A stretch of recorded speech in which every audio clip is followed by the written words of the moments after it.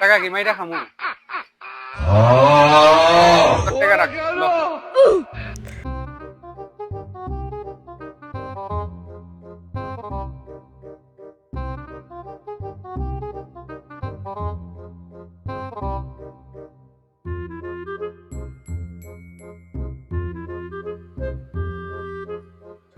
ওই রেড বুল আছে না? 3টা রেড বুল তো। হ্যাঁ আছে। এই হুসাইন করে হুসাইন। জি মদির, আমি তো এখানে কাজ করতেছি। মদির কি দিমো? হুসাইন 3টা রেড বুল দাও তো, ওই স্যারকে 3টা রেড বুল দিতে হবে। ওকে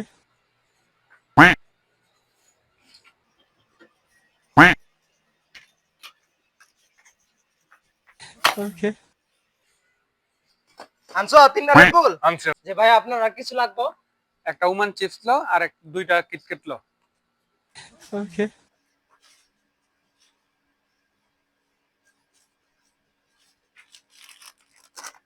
তোর বিল কত হইছে হিসাব কর। বিল 3 রিয়াল 75 হালালা দিতেছি, একটু দাঁড়ান। 3 রিয়াল নোস, তারপরে যে 75 হালালা, তারপরে নইছে আপনার 12 রিয়াল এরপর আবারও 12 রিয়াল, 47 রিয়াল হইছে আপনার টোটালি হিসাব।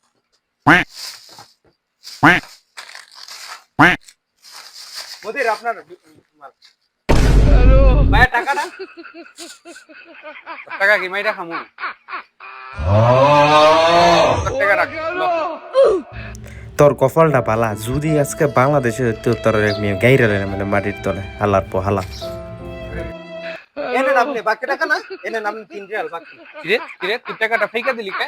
আপনি আমার টাকা ফিকা দিয়ে দিছেন না, আমিও সমস্যা আপনাকে মাইরা দিছি। উঠা টাকা উঠা।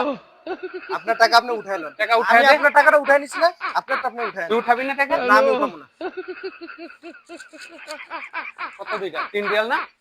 তুই উঠা এলো টাকা।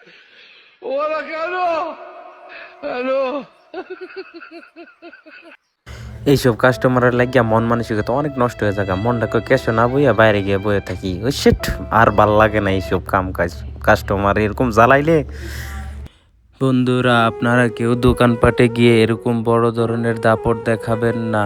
এরকম কাস্টমারের জন্যই দোকানের ইমেজ নষ্ট হয়। আমরাও একটা মানুষ যারা ক্যাশের মধ্যে বসি, তাদেরও মন মানসিকতা আছে। তাদের সাথে এরকম গরম দেখাবেন না, কারণ দোকানদারেরা কখনো কাস্টমারের সাথে খারাপ ব্যবহার করতে চায় না।